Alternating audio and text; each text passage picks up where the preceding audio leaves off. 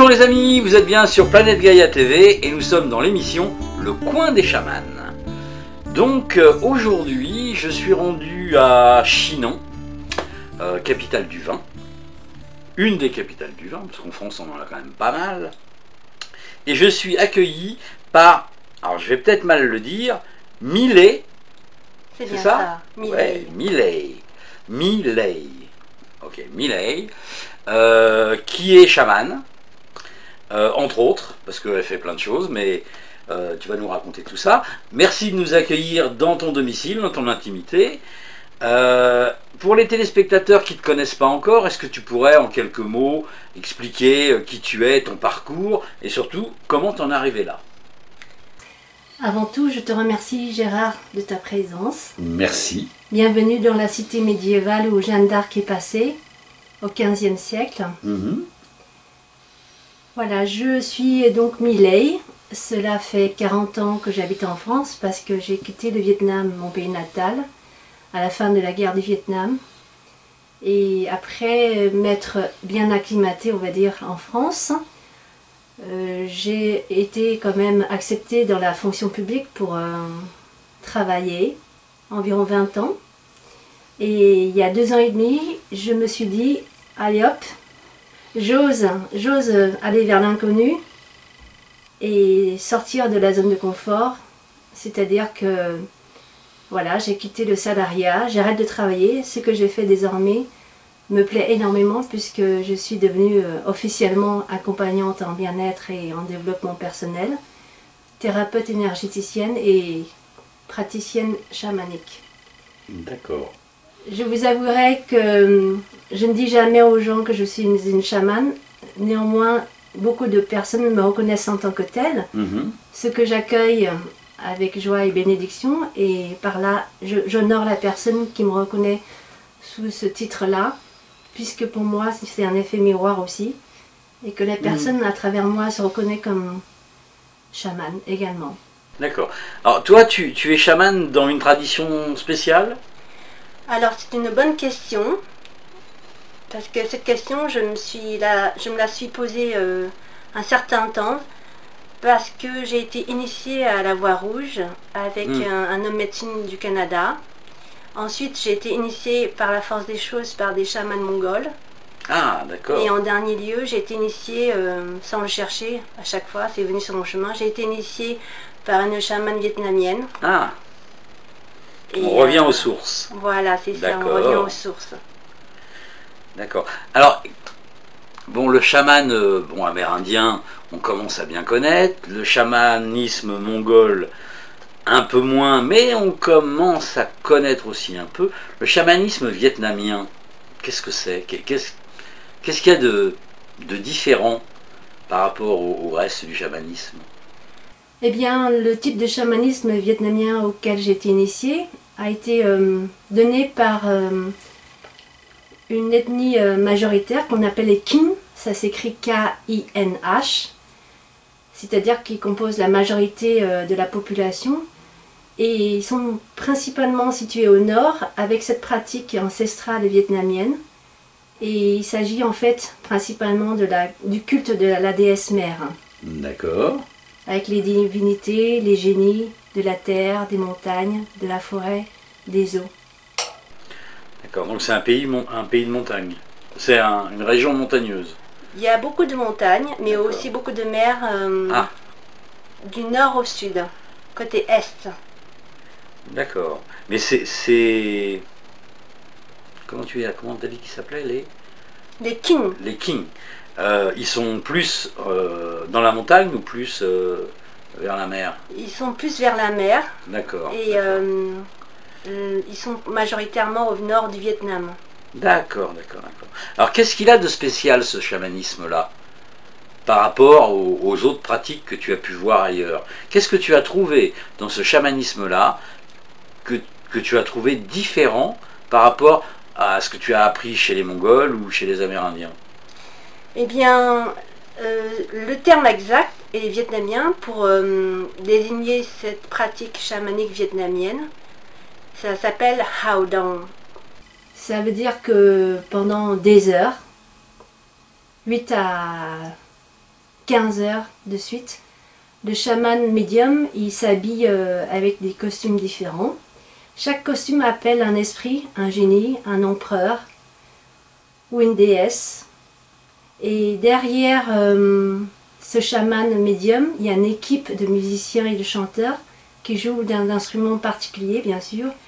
Et j'ai remarqué effectivement que ses propres musiciens sont eux-mêmes des chamans. D'accord. Et pendant qu'ils jouent, le médium chaman danse devant un autel qui évidemment est dédié à la déesse mère.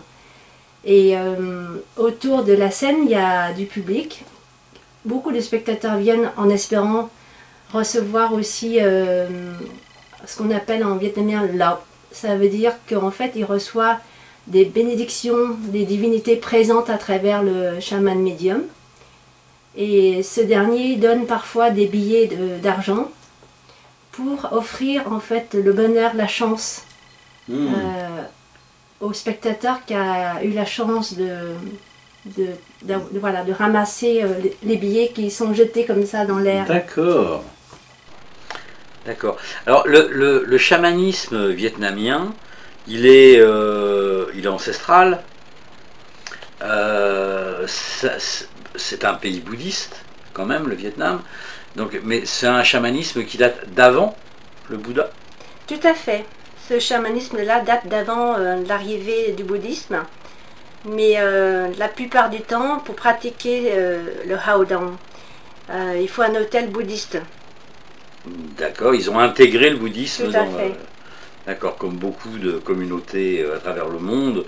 En Amérique du Sud, on a bien intégré le christianisme, etc. Donc, ok, c'est une démarche normale. Ce qui, je pense, permet aux gens locaux de pouvoir rester dans leurs croyances tout en adoptant des nouvelles, qui ne sont pas désorientés. Ok, d'accord. Ok, donc ça c'est pour le chamanisme vietnamien. Ah oui, pardonne-moi. Oui, vas-y. Je tiens à rajouter aussi que l'UNESCO a reconnu le Hao Dong, cette pratique ancestrale que je viens d'aborder, comme étant, comme faisant partie du patrimoine immatériel depuis environ 2 ans. D'accord, ok. Bah, c'est une sacrée avancée, on va dire. Voilà. Oui, tout à fait, ok. Alors donc, ça c'était tes dernières initiations en chamanisme. Donc avant, il y a eu les Mongols. Alors comment ça s'est passé? Pourquoi les Mongols? Comment ça a croisé ta vie? J'étais en formation avec le médecin canadien. Et, qui est très connu.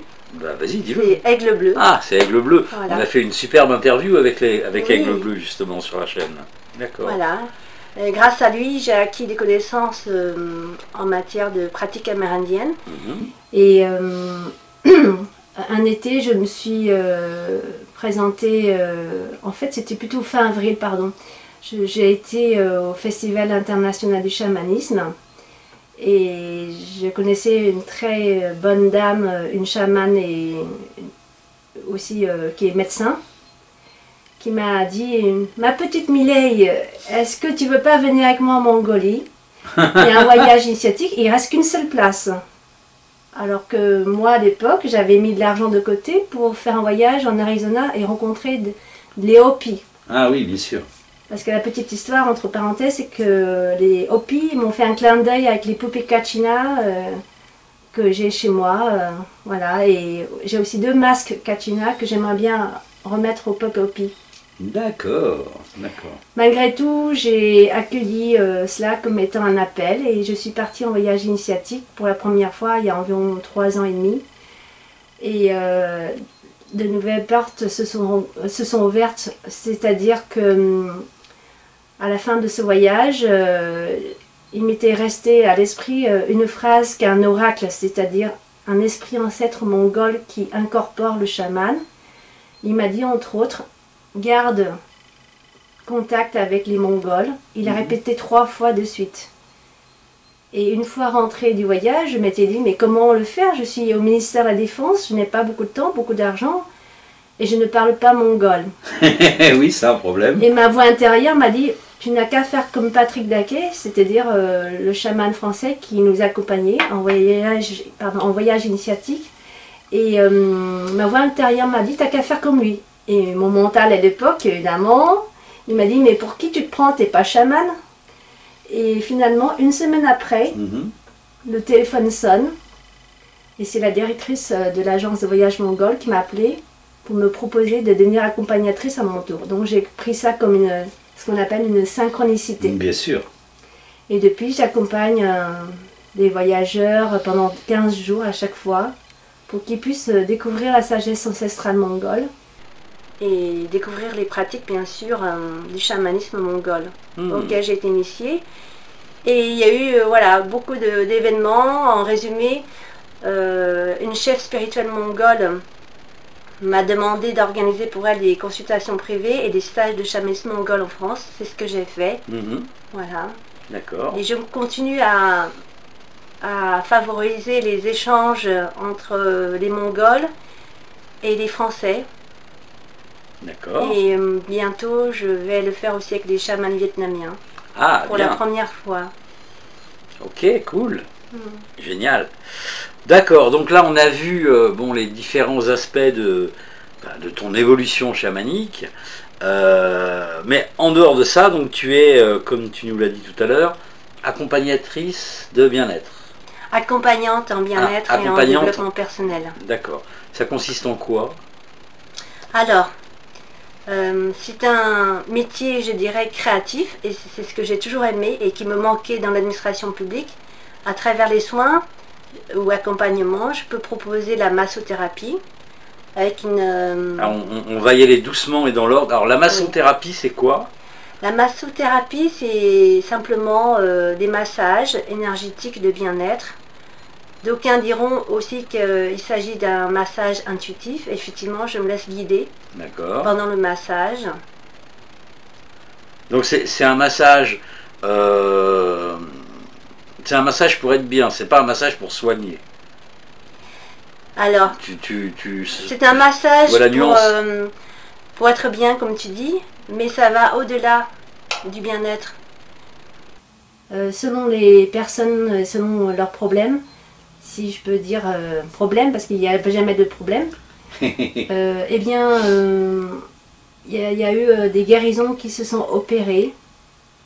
Et parfois, il y a eu une guidance divine qui est passée à travers mon être. D'accord. Ok. Donc ça, c'est la massothérapie. Ok. Qu'est-ce que tu fais d'autre dans cet accompagnement? Alors, pour élargir mes services, je propose d'aider chaque personne qui vient avec un objectif, quel qu'il soit. Exemple, pour une reconversion professionnelle. D'ailleurs, il y a la Chambre des métiers qui m'a envoyé une jeune femme qui est dans cette reconversion pour devenir praticienne aussi du bien-être, notamment avec le Reiki. J'ai eu toutes sortes de cas à traiter. J'ai eu des enfants que les parents m'ont envoyés qui avaient tenté de se suicider. J'ai eu des gens qui simplement ont eu envie de développer leur connaissance spirituelle, qui ont envie d'être initiés à la magie de la vie. Et vous l'aurez compris, lorsque nous sommes ouverts à la magie de la vie, des miracles s'opèrent. Bien sûr. Bien sûr, bien sûr. Donc ça, c'est la partie, on va dire, bien-être. Ok, donc on a vu le chamanisme, la partie bien-être. Tu nous as vaguement parlé tout à l'heure de voyages que tu allais organiser au Vietnam. Ça va se passer comment? C'est des voyages qui vont durer combien de temps? Qu'est-ce que tu vas proposer pendant ce voyage? Alors Gérard, tu me rencontres au moment où je commence tout juste à proposer des voyages initiatiques et vie sauvage, et non pas simplement un voyage initiatique. C'est un concept qui est nouveau, c'est-à-dire que j'aurai mon binôme, Laurent Beaumatin, qui est passé maître en survie. Mais au-delà de la survie, il propose par des ateliers aux gens des stages pour savoir fabriquer le feu, pour construire des habitations rudimentaires, pour s'abriter tout simplement, pour savoir cueillir les plantes sauvages, Voilà, tout ça, ça amène à l'autonomie, à la liberté personnelle de chacune des personnes qui sera présente à notre voyage. Et moi, en ce qui me concerne, voilà, je vais m'occuper de l'aspect spirituel. Mais bon, quel intérêt... Alors, je vais poser une question idiote, bien sûr, mais ça, tout le monde le sait, je pose toujours des questions idiotes. Quel intérêt d'apprendre aux gens à survivre dans un pays qui n'est pas le nôtre? Parce que il va nous montrer un certain nombre de plantes comestibles et autres, mais je suis désolé, ici, si je veux m'isoler dans la forêt ou dans la cambrousse, ces plantes-là, je ne vais pas les retrouver. C'est exact, Gérard. En France, vous avez plein de plantes qui sont comestibles dans la nature, c'est gratuit. Il faut en profiter. Oui.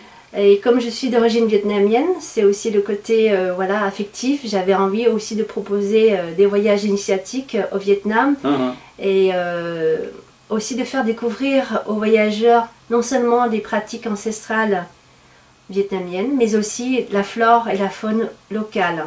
D'accord. En fin de compte, c'est plus un appel à chercher autour de soi ce qu'il y a, quoi. Je dirais pas chercher, c'est juste laisser venir ce qui doit venir en cadeau. D'accord. Et puis, tout le monde le sait, en Asie, il y a beaucoup dans la nature le bambou. Oui. Par exemple, là-bas, il y a une possibilité de faire cuire avec le bambou du riz, comme ça dans la nature. Donc c'est pour permettre aux Français ou aux Européens d'expérimenter mieux qu'elle survit la vie sauvage. D'accord, d'accord, ok. Ok, bon. Donc ce voyage-là, il est prévu normalement du 11 octobre au 1er novembre de cette année, 2019. D'accord. Ok, ok. Et donc c'est un voyage qui va durer combien de temps? 15 jours. 15 jours, ok. D'accord. Bon, bah voilà. Puis je suppose que tu as prévu d'en proposer d'autres. Oui, j'ai prévu d'en proposer d'autres, mais point trop d'infos pour l'instant. Oui, non, bien sûr. Oui. Tu continues les voyages en pays mongol? Oui. Tu continues aussi à emmener des gens là-bas? Oui. D'accord. Quand aussi. il y a suffisamment de demandes, Ouais. je propose aussi effectivement des voyages en Mongolie. D'accord. Juste des voyages initiatiques pour l'instant, et peut-être avec Laurent on verra après notre première expérience au Vietnam si on doit aussi élargir ça en Mongolie. D'accord, d'accord. Parce que lui, il est capable de survivre dans n'importe quel coin. Oui. Voilà. Ce qui revient à ce que je disais tout à l'heure, le fait de savoir, enfin d'apprendre à se débrouiller dans la nature, dans un endroit, c'est pas exclusif à cet endroit-là. Ça nous ouvre la porte à toutes les découvertes autour de soi, quel que soit le milieu dans lequel on est. Oui, il y a un dénominateur commun, si je peux dire, sur toute la planète, c'est que nous avons tous besoin du feu à un moment donné. Oui. Donc que ce soit au milieu de la forêt vietnamienne ou dans les steppes mongoles ou encore en Occident, il est bon de savoir allumer le feu. Oui. Avec des conditions rudimentaires, je dirais. Et sécurisé. Et sécurisé, bien sûr. Un des gros problèmes qu'on a, nous, ici, c'est les incendies de forêt. Quand ils ne sont pas criminels, c'est souvent lié au fait que les gens ne savent pas faire un feu. Oui. Donc ils font n'importe quoi et la forêt crame. Voilà. Donc effectivement, c'est bien. C'est bien, c'est bien.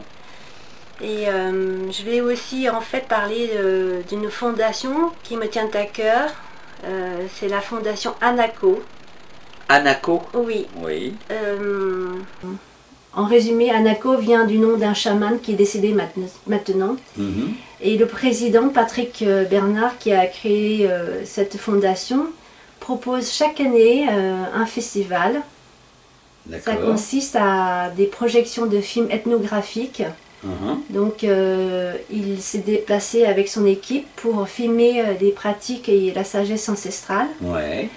Donc dans toutes les tribus qu'il a pu rencontrer, entre les peuples racines, enfin de manière générale les peuples premiers, eh bien il a su conserver cette mémoire dans les vidéos pour faire connaître aux Occidentaux d'existence déjà de ces gardiens de la sagesse ancestrale, mais aussi pour découvrir leurs pratiques chamaniques ou autres. Donc sachez que là, cette année, c'est au mois de juin que ce festival aura lieu. Donc, si vous êtes intéressé, c'est à Loudun et le thème de cette année, ça sera les nomades. Donc il y aura aussi des Mongols qui vont venir chanter, des Touaregs, etc., etc. Ok. Ça c'est de quelle date à quelle date?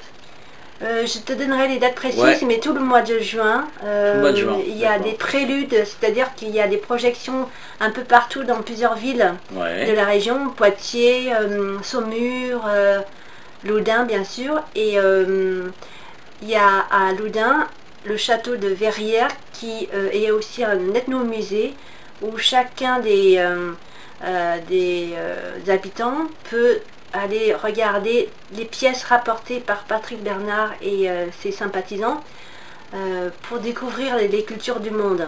D'accord, il y a un site internet il y a un où on site peut avoir le internet programme aussi. Et il suffit de taper sur internet Fondation Anaco et ou Festival de films ethnographiques. D'accord, ok. Ok. Bon, bah, je crois qu'on a fait un peu le tour de ce que tu proposes. On pourrait creuser un peu plus, mais ça fera l'objet d'autres vidéos, c'est pas un problème. Avec plaisir. Donc, toi, tu travailles sur la région de Chinon, c'est ça? Oui. Effectivement, je travaille principalement à Chinon, mais je me déplace dans toutes les villes où il y a des demandes, que ce soit des entreprises ou des particuliers. Et une fois par mois en moyenne, je vais à Paris. D'accord. Ok. Pour contacter Millet, vous avez vu depuis le début de la vidéo en bas, il y a différents renseignements, site internet, etc. Donc n'hésitez pas. Si vous avez envie de voyager, de découvrir des choses un peu nouvelles, ou pas d'ailleurs, sur ton site je suppose qu'il y aura les dates et les modalités des voyages. Pour l'instant, je n'ai pas encore de site internet, mais je suis joignable par l'adresse mail qui est affichée en bas de l'écran. Grâce à la technologie et grâce à l'expertise de Gérard. Voilà. D'accord, ok. Et donc n'hésitez pas, prenez contact avec Millet pour vous inscrire à un voyage ou pour recevoir un soin si vous êtes dans la région de Chinon. Voilà. Merci Millet de nous avoir accueillis dans ton intimité et de nous avoir fait partager toute cette évolution qui t'habite et que tu professes maintenant. Chers amis, vous êtes bien sur la chaîne de télé Planète Gaïa TV et nous sommes dans l'émission Le Coin des Chamans. Je vous dis à très vite pour de prochaines aventures. Au revoir. Voilà les amis, l'émission est maintenant terminée. Alors j'espère que ça vous a bien plu. N'hésitez pas à faire un j'aime, le pouce vers le haut, de façon à nous montrer que vous êtes satisfait. Mettez-nous des commentaires, parce que d'abord ça fait toujours plaisir, et puis en plus ça nous permet d'améliorer nos vidéos. Faites-nous les réflexions qui vous semblent justes. Si vous avez des questions à poser à l'intervenant, posez-la, nous on va transmettre, il n'y a pas de problème avec ça. La règle, c'est bien sûr le partage. Plus vous allez partager, plus on sera connu. Plus on sera connu, plus on aura de soutien. Et donc on pourra faire du travail de meilleure qualité encore. N'hésitez pas à aller sur la plateforme Tipeee. L'adresse est en dessous de la vidéo. La plateforme Tipeee, c'est notre plateforme de financement participatif. Ce qui nous permet de pouvoir continuer, de pouvoir exister, de changer notre matériel et de nous déplacer. Donc vous pouvez faire un don de 1 euro à, je sais pas moi, 1 million d'euros, si ça vous fait plaisir, d'une manière mensuelle, donc avec un engagement, ou d'une manière ponctuelle, c'est-à-dire juste une fois. Plus on aura de sous de votre part, plus on aura un budget prévisionnel conséquent, et donc plus on pourra prévoir de vidéos, on pourra prévoir aussi de changer notre matériel, encore une fois, de façon à avoir un matériel encore plus performant. Actuellement, on sort une vidéo par semaine, tous les lundis, Et là, le but de cette année, c'est progressivement d'arriver à 2 vidéos, donc une autre le jeudi. Donc vous allez voir apparaître des nouvelles vidéos de temps en temps, mais de plus en plus souvent le jeudi, donc pour arriver à 2 vidéos. Pour ça, on a besoin de vous, parce que sans vous, sans votre argent, qui est le nerf de la guerre, malheureusement, eh ben, on ne pourrait pas exister. Donc je vous remercie d'avance pour votre soutien, et je vous dis à bientôt pour de prochaines aventures. Au revoir.